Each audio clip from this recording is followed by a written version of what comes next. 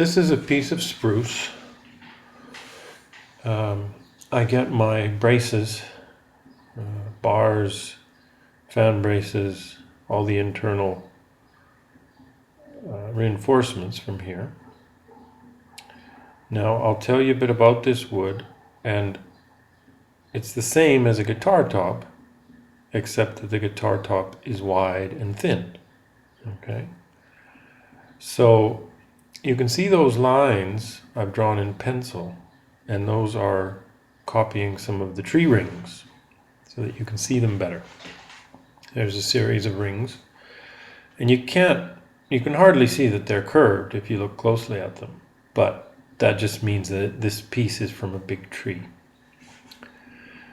Now, in order to make bars, I want those lines, those tree rings, to be on the vertical.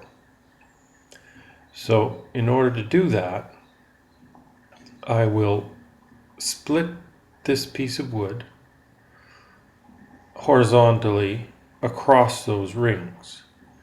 And so it will be like a radius. The split will be like a radius of the big circular tree trunk. Okay? Now, the reason I'm splitting it instead of just cutting it with a saw or planing it down to that flat dimension I'm talking about, that radius, is because there's another issue, which is the fiber of the tree, the grain of the tree, which theoretically is vertical within the tree. So if I take a vertical piece out of the tree, which I've done here, or someone has done, it should be vertical. Now watch what happens when I split it.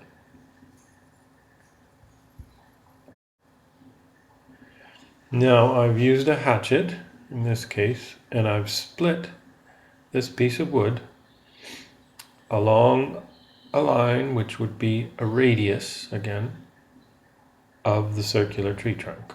Okay, so it crosses those tree rings perpendicular. Now the reason I do that is so that I have a split surface to work with, which means that all my pieces will be running along the fiber or the grain of the tree. That makes them stronger, makes them easier to carve. Here's how the wood split. You can see that it did not split straight along the piece. So that means either this piece was not taken out of a vertical, not taken vertically out of the tree, or there was a twist in the tree. Now what I have to do is clean up this split, plane it, make it flat and smooth, and then I can start cutting out bars.